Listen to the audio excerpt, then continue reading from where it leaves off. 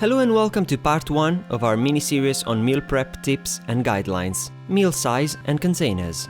Do you want to know how to prepare great food that is cheap, delicious, and at the same time stores well for as long as possible? Whether you are a student, a busy mom, or simply a chap with the most wicked and hectic lifestyle, rest assured that by the end of this mini-series, you'll have all the right knowledge to prepare your meals in the most nutritious, inexpensive, and safe way possible.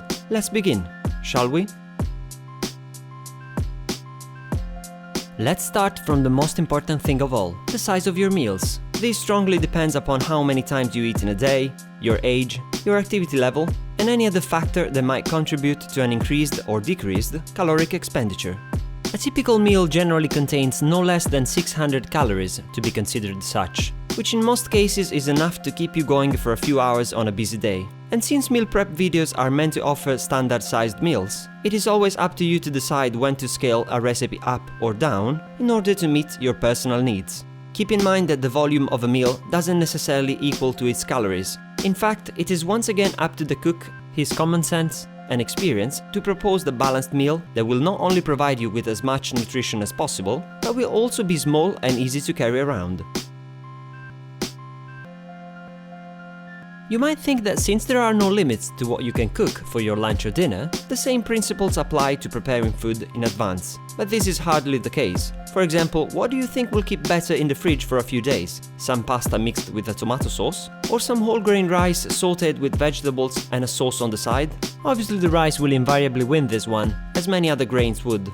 For those who don't like the pleasure that comes from biting into something that resembles glue, our tip to prepare meals that are likely to preserve well is to make dishes that are more on the dry side, so that by retaining more of the original consistency and crunch of the ingredients, they will also preserve better for a few days. You can always keep a killer sauce on the side and add it on top of the food to enrich it just before eating it. Foods that don't easily retain their consistency for long, like bread, are much better when prepared fresh or when kept in the freezer, thawed and reheated when needed, rather than left to the elements. A frozen slice of bread can be thawed in as little as 1 minute in a microwave, and it is sure to have a much better taste and consistency than the same slice of bread left in the fridge for 3 days and reheated. And now to the object that will keep your food fresh and make it easy to carry around, the food container. The kind of container to use for your food is entirely a matter of personal choice, and sometimes even a cultural one. However, I believe that there are a few key aspects to keep in mind before buying one. For me, a good food container should be light in weight, raise your hand if you want to carry more weight than you need, of an appropriate size and easily transportable, generally between half a liter and 1 liter in volume, or 1 to 2 pints would work for the most of us, reusable, I don't like waste, dishwasher and microwave safe for easy cleaning and warming of the food, properly sealed with a leak-proof lid to keep the saucier of us at bay, and BPA-free. There are plenty of containers that meet all of these specifications, and I strongly suggest you to get your hands on one if you haven't already. Some people would argue that you should also completely stay away from using plastic, but personally I don't mind using a reusable plastic container as long as it meets all the requirements mentioned before.